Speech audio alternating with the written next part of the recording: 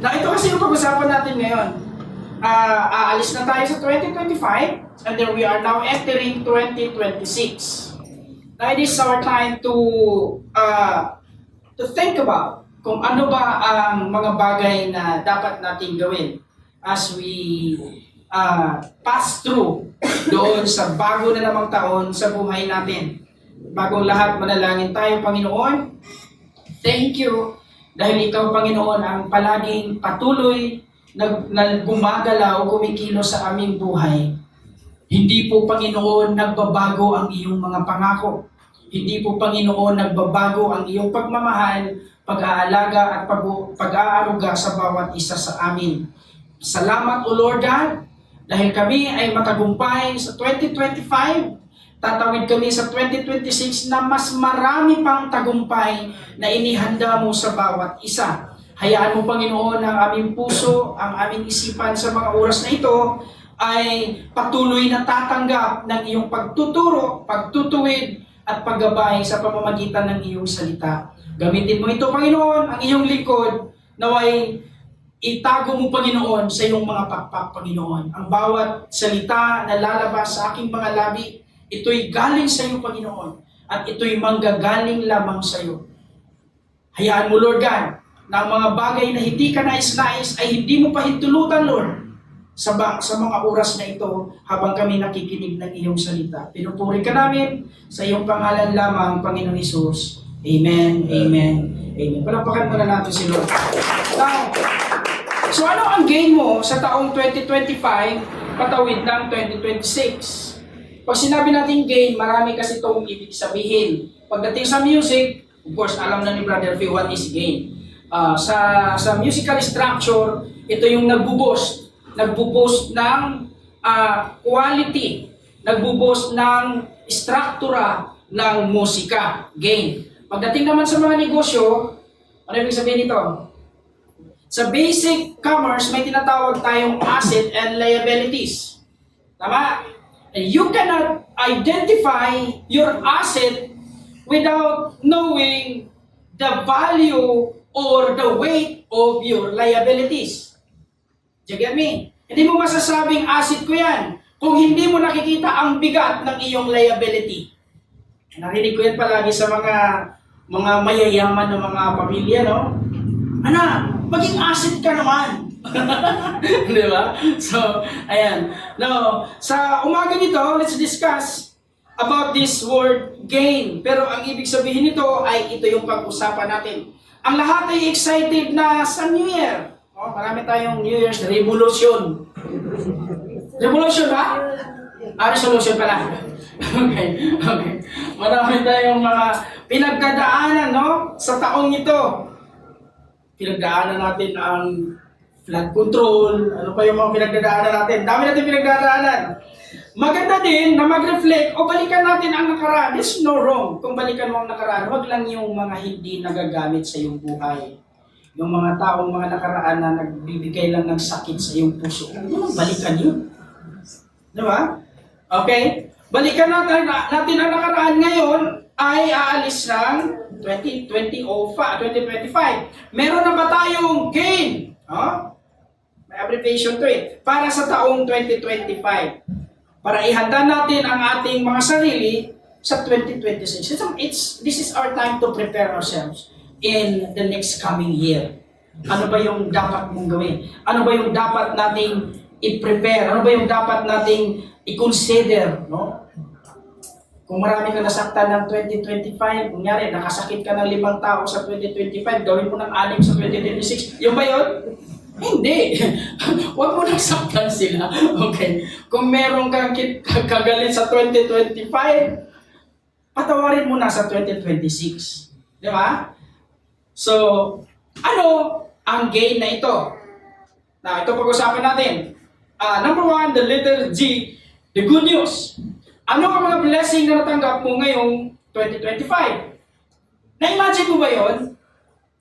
And you know what? Way back 2024, I am in between choices. Ako sa sarili ko, nasa kalagitnaan ako ng pagpili. Whether career or my calling. That was 2024, naalala ko yun. I was in Victory Church. Pinapili ako ng pastor namin doon. Whether you go career or you go your calling. And then nag-fasting ako that time. Sabi ko, Lord, career is good. Imagine mo yung nung pandemic yung pinaka-peak ko na buhay. Kung kailan nag-pandemic, saka ako naging marangya. Pandemic ako nakabili ng sasakyan. 2019. Middle, no? February ang nag-start, di ba? March, April, May, June, July yun eh. So, nasa pandemic stage yun. Pagkatapos ng pandemic, bininta ko rin. Okay. Now, pandemic ako naging peak. Doon ko napaglaro doon ko napagtanto na meron palang kayamanan, no, na pwede mong paglaruan sa area ng real estate. Pero hindi ko rin maiwasan na lahat ng, may nagre-real estate pa dito? I'm sorry. Pero danas ko kasi. Hindi ko maiwasan na lahat ng nagre-real estate, sinungaling. Sorry. Kasi ako din minsan nagsisinungaling. You know why? Pagdating pa lang sa product namin, because I am connected in the 19 banks of the Philippines, yung asset nila, yung minamarket namin sa team ko. Kahit may kaso yan, hindi ko pwedeng sabihin may kaso yan. Ang sabihin ko lang, ang term ko lang na pwedeng gamitin, madam, ang property po ay may challenge. Pero i-resolve natin yan. Di ba? Sinungaling lang ako. Pwede namang sabihin na, madam, ang property na yan ay may kaso. Kaaway mo dyan, gobernador. Di ba? Kaya, I am between choices. My career or my calling. And you know what? It was my friend, yung pastor sa Bugo, supposed to be nandun ako nung nakaraan. Sinabi niya sa akin, your career might be boost because magaling ka naman talaga dyan. At the end of the day, ang calling mo is eternal. Wow. O nga naman, no? Ang sarap magpastor pala. Di ba? Alam niyo ba, hindi ko pinagmamayabang. Pero last 24 middle night, 24 ba yun? Yeah. Last 24 at 4 p.m. nakatanggap ako ng 17 pieces na red envelope. May humabol pa. May pang-18 pa. And guess what? O sabihin na lang natin. Tag-1,000 lang laman doon. Ilan lahat yun? Sino magbigay sa'yo nun? Ang tanong, kung tag-1,000 lang ba ang laman? Hindi ko pinagmamalaki na just material things. But that is just a proof na napakaganda pong maglingkod sa Panginoon. Hindi ko na pinicturean yung iba, baka sabihin nila, akin na yung iba, mahirap na. Okay. Ano ang blessing mo natanggap sa 2025? Ang pagiging mapagpasalamat ay kultura na ng mga tao ng Diyos sa Lumang Tipan at sa Bagong Tipan. Sa Old Testament at sa New Testament, alam naman natin how they express their gratitude in the Lord. Excuse me. Sa Old Testament, kailangan nilang mag-alaga ng tupa para magpasalamat sa Panginoon. At guess what? Hindi siya basta-bastang pag-aalaga. Hindi yung katulad natin na nag-aalaga ng baboy, lagay lang sa ano tawag doon, kulungan, papakainin, papatabain, katayin. Yun na yun. Hindi. Ang pag-aalaga nila ng tupa para sa ihandog sa pagpapasalamat sa Panginoon ay hindi basta-basta. Kailangan huwag madapuan ng kahit anong insekto. Kailangan hindi makontaminate ng kahit anong bakterya. Without spot, ni ultimong gasgas, hindi pwede. Yes! Ganun sila magpapasalamat sa Panginoon. Tayo magpapasalamat sa Panginoon. Sad to say, this time, nagpapasalamat tayo sa Panginoon, it's good. Pero ang daming gasgas sa ating puso. Gasgas sa nakaraan, gasgas sa mga hindi pagpapatawad, gasgas sa mga problema, gasgas, ang daming gasgas. Okay lang yung mukha ko, literal naman itong gasgas eh. Alright, so normal na yan. In Ephesians chapter 5, verse 19, sabay-sabay nating basahin. Let's go, kahit nakaupo lang tayo dyan. Sa pagtitipon ninyo, umawit kayo ng mga salmo, himno, at ng iba pang awiting espiritual. Buong puso kayong maawit at magpuri sa Panginoon. Lagi kayong magpapasalamat sa Diyos Ama sa lahat ng bagay bilang pananampalataya ng ating Panginoong Jesucristo. Ayan. And a hymn said, count your blessings, name them one by one. Count your blessings, see what God had done. And you know what? Every day is a new day. Nababasa ko yan. Sino nagpo-post niyan? Every day is a new day and a new day of blessing. Kuya Alfred yata nag-post niya palagi. Okay. So, ayan. Meron akong kwento. Ito kasi kwento si Pastor, no? Merong mayaman na nag-drive ng sasakyan. Nung pagbaba niya, mayroong pulubi na nakita niya sa daan. Sabi niya kaagad, Lord, salamat at hindi ako naging pulubi. At ang pulubi habang nagdadala ng basura, nakakita siya ng isang taong grasa na baliw. Sa unahan, sabi naman ng pulubi, Lord, salamat at hindi ako naging baliw. At yung baliw naman, habang naglalakad ang baliw, sa unahan, may nakikita siyang nagwangwang na ospital. Dahil may taong nasagasaan at nadisgrasya. Sabi naman ng baliw, Panginoon, salamat at hindi ako nadala sa ospital. At yung nadala sa ospital, pagdating niya sa ospital, buhay pa siya. Nakita niya yung tao na tinabunan ng puti. Patay na. Sabi ng taong nagpasyente na dinala sa ospital, Panginoon, salamat at hindi pa ako namatay. And you know what it means? Habang buhay ka, meron kang maraming bagay na dapat ipagpasalamat sa Panginoon. Do you think nakapagpasalamat pa yung namatay? Di na. Wala na siyang masabi. It's over. And habang buhay ka, no matter what, kung ano man ang iyong kalagayan, ano man ang iyong sitwasyon, mayaman ka man o hindi, mahirap ka man, pulubi ka man, o kung anong kalagayan mo ngayon, it is just part of the process. Inihanda ka lang ng Panginoon para sa Kanyang plano sa iyong buhay. Count your blessings. Name them one by one and it will surprise you what the Lord had done. Ang dami kasing gagawin ang Diyos sa buhay mo talaga. One time, yung asawa ko, sinabi niya, Dad, di ka man nakaisip. I know what she means. Alam ko kung anong ibig niya sabihin. Because, nagkakilala kasi kami na alam niya na nagtatapon ako ng pera.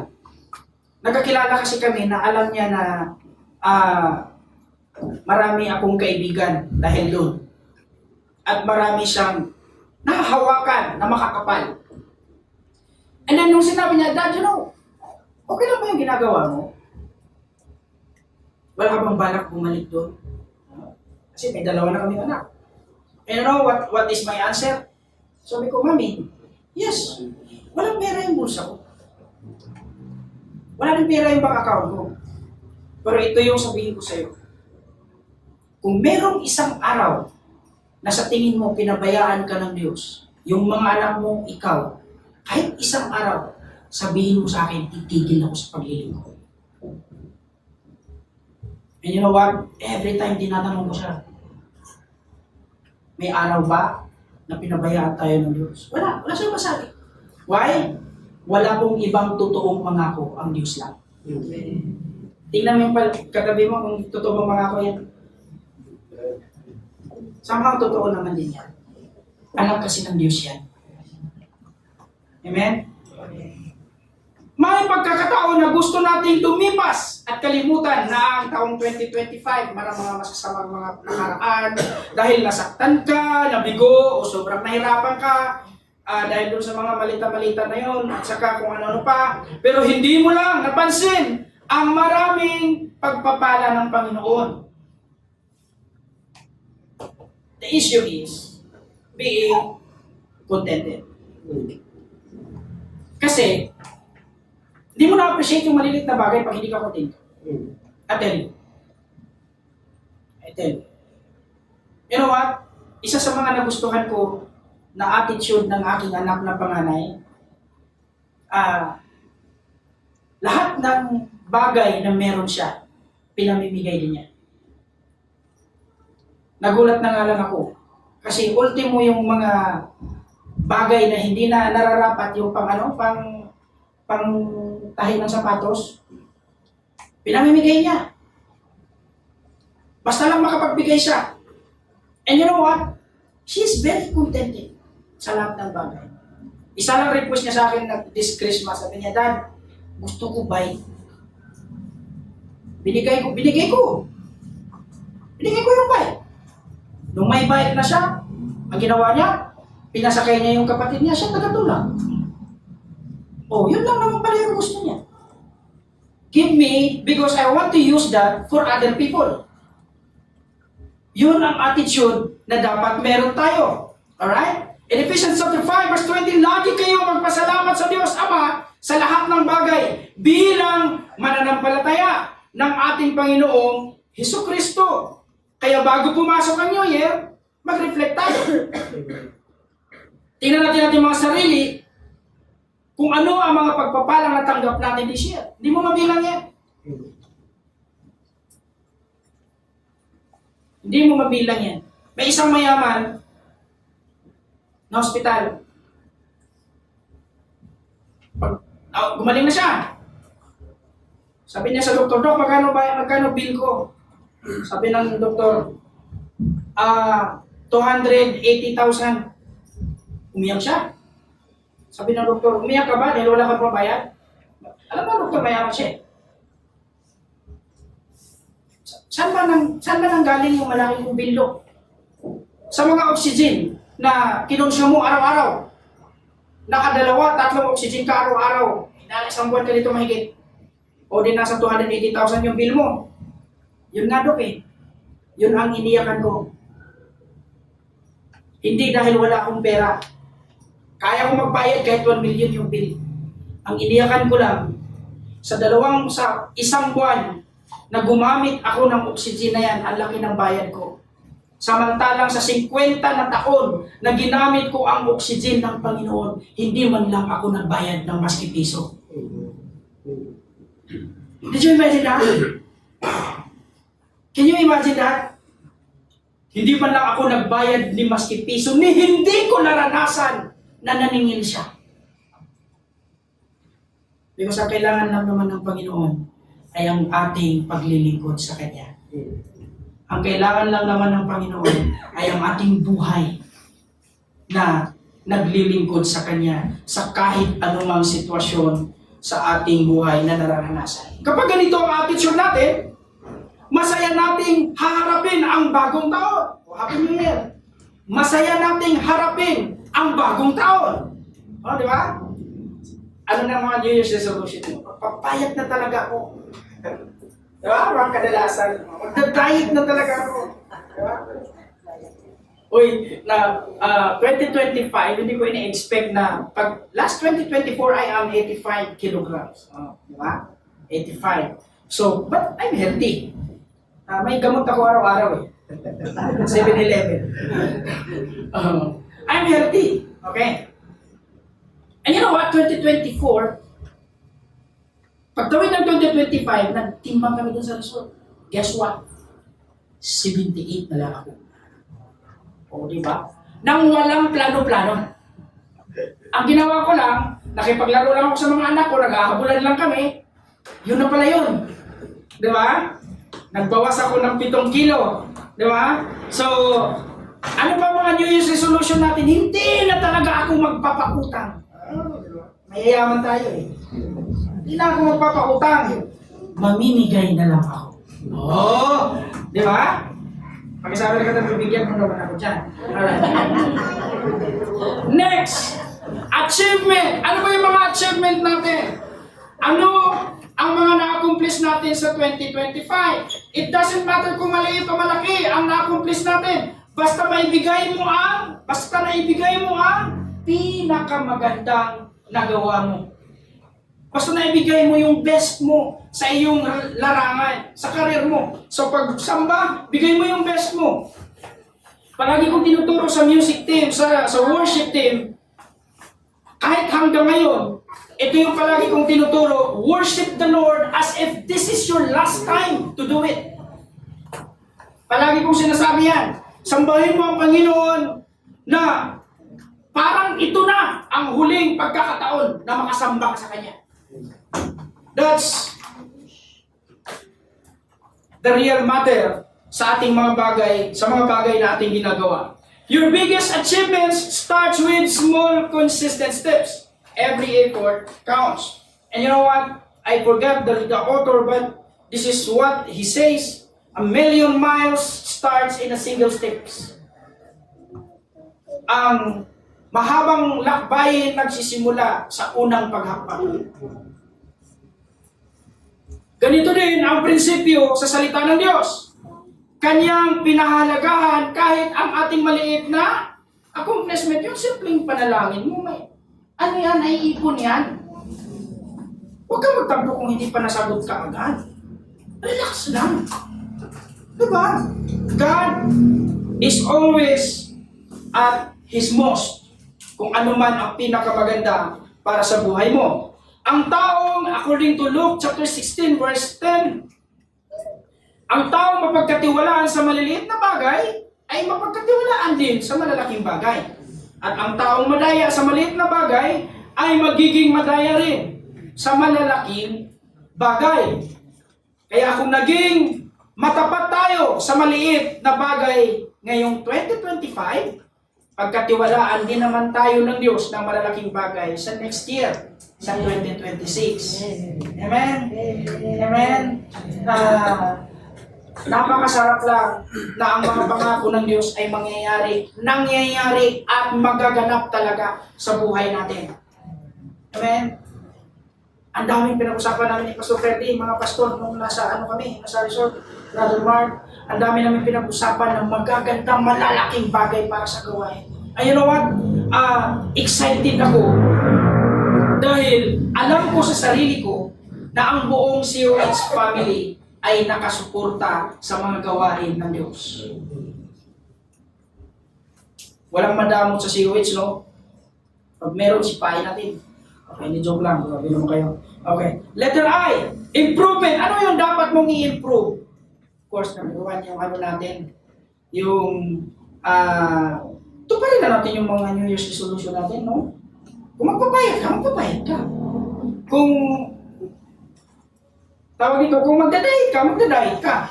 Ano ang mga dapat nating i-improve sa darating na 2026? Dapat may bucket list ka na. Narinig ko yan kay Brother Fee kanina. Isa yan sa mga bucket list ko. Oh, wow. Di ko sasabihin. So, isa yan sa mga i-consider natin sa buhay natin. Meron tayong mga goal. Okay, sa Bisaya pa. May Bisaya dito, no? Kung naiintindihan nyo, good. Pero kung hindi, huwag nyo nang tanungin. Sabi pa ng Bisaya, ang tao na kuwang sa goal, kuwang goal.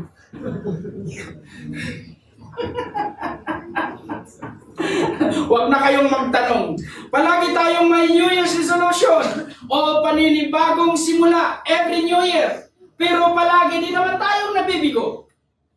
Diba? Dapat baguhin natin ang ating approach. Ang ating mga prioridad, ipagpatuloy lang natin ang ating magandang sinimulan.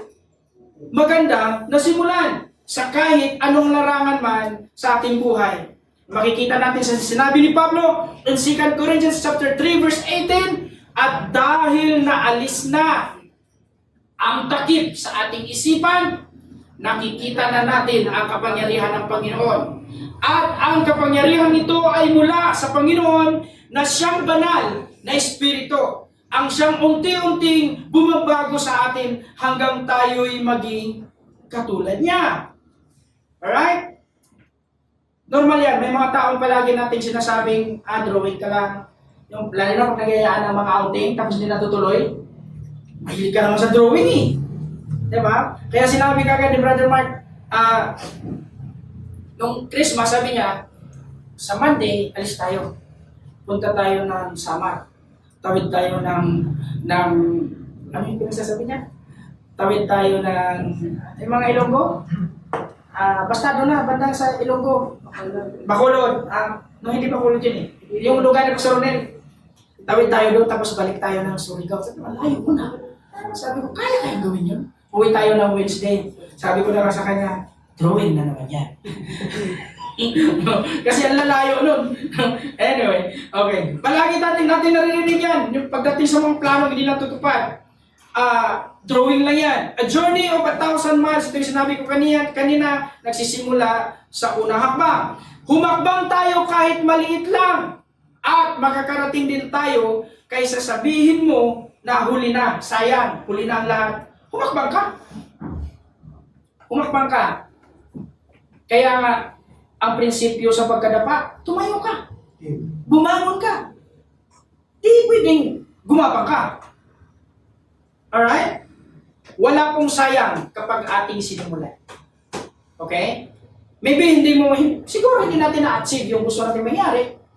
But take note, basta may ginagawa ka, palaging may best si Lord sa mga ginagawa mo. Amen? Palaging merong pinakamagandang plano ang Diyos sa lahat ng ginagawa mo. So ano yung next step natin? Ano ang dapat natin gawin? Actually, ang ating next step ay in relation din sa ating improvement. Of course, we're planning to be improved, so you have to do next step. Of course, we decide to improve, we have to take a step. Alright? Ano ang mga dapat natin gawin sa darating na 2026? Sulat nyo na yan sa inyong journal. Okay, planning na tayo ng next steps to attain our goals. Planuhin na natin. Bilang pamilya, mag-asawa, tatlong anak natin, next year, dagdag tayo isa, Pwedeng ganon. Diba? Pero nakalimutan nila, 60 na pala sila. Okay. Ayan. So, ang good news ay kasama natin ang Diyos sa bawat hakbang natin. Yun ang pinakamaganda. And that's what Emmanuel is. Alright? According to Psalms 37 verse 23, si Lord ang nag-guide sa dapat lakarin ng tao at pinoprotect niya yung mga nagpapasaya sa Kanya, according to Pinoy version. Ano yung next step natin? No? Sa church, ang dami na namin pinag-usapan. This coming February 1st Sunday, may United Worship tayo. Buong Laguna. O diba? Paplanuhin na naman natin yan. Okay? Meron tayong mga seminars. May magtuturo na from other dimension of the world from Canada. O diba? Tuturuan tayo ng magagandang mga techniques sa paglilingkod sa Panginoon. May mga technique yan eh. Kahit yung sa pagtatay, may mga technique yan. Naalala ko tuloy yung kwento ng pastor. Nakabinta siya ng property niya. Ang tithes niya is 300,000. Tapos kwento ko lang naman to, hindi ko nangangalanan kasi totoong kwento to. Tapos ang tithes niya is 300. Na habang palakad siya ng papunta simbahan, hawak-hawak niya yung tatlong bandil, nahinayang talaga siya. Sayang to. Nakasalubong niya yung isang pastor naman. Sabi niya, pre, pahirapan mo ako ng konting pera. Mamaya na pre, wala pa akong nahirapan nga ako ngayon eh. Okay, saan ka pupunta? Dala ko ng tithes ko. Sayang to eh. Nalagay ko to sa simbahan. Ay na, bakit sayang? Sabi ng kumpare, malaki yan. Kasi hindi mo nakita yung kamuhan. Sabi niya, malaki talaga tinaya, 300,000. Ito yung gawin mo. dalhin mo lahat ng pera mo, yung kabuuan, para makita mo na yung 300,000 na yan, maliit lang pala yan. Ang ginawa niya naman, literal, ang pagkaunawa niya, nilagay niya sa sako yung buong 3 million niya, dala-dala niya sa simbahan. Maliit nga din naman, yung 300,000 kapag bitbit mo sa kabila, yung 3 million. Di ba? So, may mga technique yan, kahit sa mga bagay na yan. Remember, the very principle, we cannot outgive God. Amen? Hindi mo siya matutumbasan. Kaya ngayong New Year, ngayong 2026, ito na yung dapat nating paghandaan. Ano ang goal natin? Ano ang ating mga achievement? Pasalamat kung ano man ang iyong mga good news sa buhay. Purihin mo ang Panginoon. Kung ano man ang iyong mga achievement, pasalamatan mo ang Diyos. Kung ano man ang improvement na binabalak mo, submit mo sa Panginoon yan. Pagkatiwala mo sa Panginoon yan. At kung ano man ang mga next step na plano mo sa buhay mo, ipagkatiwala mo sa Diyos yan. Diba? May balak kang mag-abroad this year, pagkatiwala mo sa Panginoon yan. Wala naman siguro nagbabalak dito mag-backslide, no? Alright? Kung ano yung improvement na gusto mong gawin, ipagkatiwala mo sa Panginoon yan. Amen? And this morning, let me just remind you na lahat ng ating mga ginagawa, maliit man o malaki, dapat kasama mo ang Diyos. Dapat alam niya ng Diyos. You know what? Ang dahilan, bakit tayo pumapaltos? Ang dahilan, bakit tayo pumapalpak? Isa lang, hindi mo sinama ang Diyos sa mga plano mo. Hindi mo sinama ang Diyos sa mga hakbangin. Sa umaga nito, let's think about what is my life in 2026. What is my family in 2026? You know what, na-surprise ako last day. Bigla lang akong pinapirma ng asawa ko ng divorce, joke. Hindi divorce. Bigla na lang akong pinapirma ng asawa ko ng dokumento. You know what surprised me? Alam niyo, habang busy pala ako sa ministry, habang busy pala ako sa gawain, yung asawa ko kumikilos. Nag-a-apply ng bahay, nag-a-apply ng kung ano-ano. Gulat na lang ako, pinapirma ko, Dad, pirman mo nga to kasi ganito. Ano to? Bahay? Ha? Saan ka ng pira? That's how amazing is the Lord. Well, true enough, kahit tanongin yung asawa ko, hindi kami nagbibigayan ng pera. May trabaho siya, may ginagawa ko, may trabaho ko. Kanya-kanya kami. Is it good practice? No, it's not good practice. Pero in this process kasi, tinuturuan ko siya. Minimeasure ko siya kung hanggang saan ang kanyang pangunawa sa lahat ng bagay-bagay. Pero open ang aking mga account daw, na walang laman. Open ang aking mga ATM sa kanya. Di ba? Open yun. Alam niya lahat ng mga password na yan. Alam niya lahat ng mga pin na yan. Open din sa kanya lahat ng e-wallet ko. Kaya lagi nawala yung Gcash ko. What I'm trying to say is, sabay-sabay tayo sa ating mga hakbangin. Maliban sa kasama natin ng Diyos, of course, napakahalaga yan, pinakamahalaga yan sa lahat ng plano natin, isabay natin ang ating buong pamilya. So paglilingkod, dalhin natin ating mga anak, no? Sa ating pag-serve sa Panginoon, huwag mong iwanan ang anak mo sa bahay. Ngayon, isa yan sa mga ginugulo ko kasi ang hirap para sa amin, malayo ako.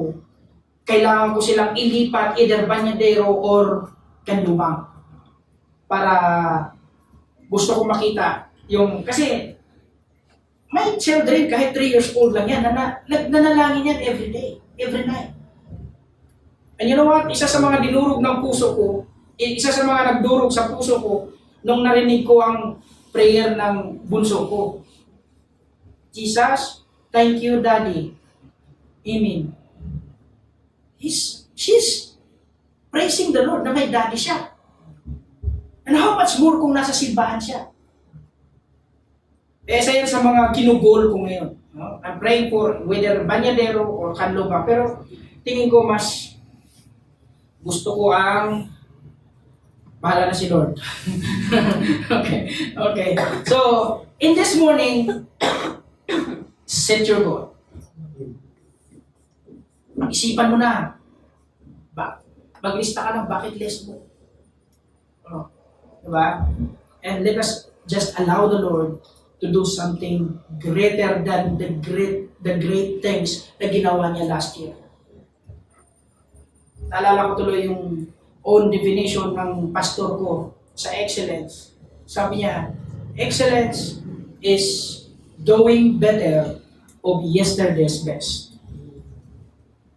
Sabi ng pastor ko, we need to excel. We need to aim excellence. It is doing better of yesterday's best. Gawin pa ng mas maigi ang pinakamagandang nagawa mo na. Kaya sa taong 2026, last Sunday natin ito, magkikita tayo sa 2026 na may bago na namang katagumpayan sa ating paglilingkod sa Panginoon. Magsitayo tayo lahat at pumili natin ang Diyos. Panginoon, maraming salamat dahil Ikaw ang aming kasama sa 2025. Ikaw ang aming kasama sa aming hamunin, sa aming harapin, Panginoon, sa aming mga challenges at maging sa aming mga pinagdadaanan, Lord God, sa taong 2025. Lord, this year, this coming years of 2026, what is certain is, kung ang kasiguraduhan ay kasama ka namin sa lahat ng aming gagawin. Ang kasiguraduhan ay hindi mo kami iniiwan. Ang kasiguraduhan ay hindi mo kami pinabayaan. Kaya sa taong darating, Panginoon, 2026, is another year of victory.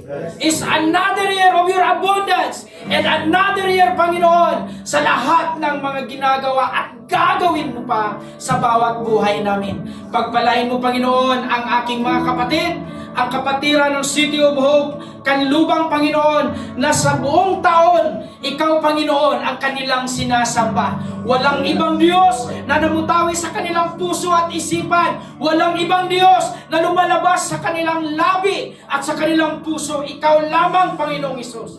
Kaya sa mga oras na ito, there is no reason not to enjoy, not to celebrate all your goodness, all your favors, and all your blessing sa bawat isa sa amin. Sa umagang ito, pagpalain mo ang bawat isa. Igawad mo sa bawat isa ang aming mga taimtim na panalangin. At kung ano man ang mga ito, Panginoon, Ikaw po ang nakakaalam sa mga ito. Ingatan mo ang bawat isa. Bigyan mo ng bagong buhay, bagong pag-asa, at kalakasan na nagmumula sa iyo. Sa mga oras na ito, Lord, pinupuri ka namin, sinasamba ka namin, at itinataas ka namin. Sa lahat ng pamilyang narito ngayon, turuan mo kami, tulungan mo kami, gabayan mo kami sa bago na namang taon sa aming paglilingkod sa iyo. Ibigay mo sa amin ang iyong mapagpalang basbas sa lahat ng aming hakbangin, sa lahat ng aming plano, sa lahat, Panginoon, ng aming goal sa buhay, Lord God. Dalangin namin na Ikaw ang kasama namin sa paggamit ng mga ito. Lord God, You promise Your people, You will never leave us nor forsake us. Kaya sa mga oras na ito, Panginoon, kasama namin sa pagtawid sa bagong taon ang Iyong banal na presensya. Kasama namin sa pagtawid sa bagong taon ang Iyong mga pangako. Kasama namin sa pagtawid sa bagong taon, Panginoon, ang Iyong pagpapala, ang Iyong kasiyahan, at ang Iyong kapangyarihan sa buhay namin. Lord God, pinupuri ka namin, sinasamba ka namin, itinataas ka namin, dahil Ikaw lamang ang Diyos, magpakailanman, na hindi nagbabago at nananatiling tapat sa aming buhay. Pinupuri ka namin, binabalik namin ang pagsamba sa iyong pangalan lamang, sa pangalan ng Ama, ng Anak, at ng Espiritu Santo. Amen, Amen, Amen. Lahat ng papuri.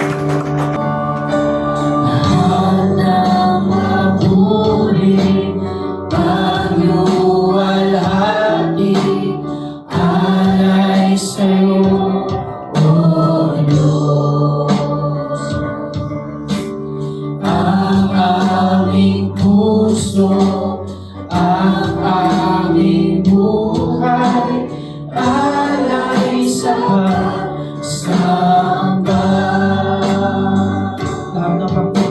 Lahat ng papuri, pagluwalhati, alay sa'yo, O Diyos.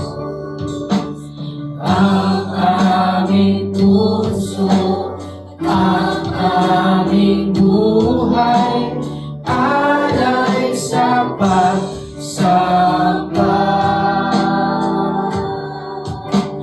Alay sa pagsamba. Alay sa pagsamba. Purihin natin ang Panginoon.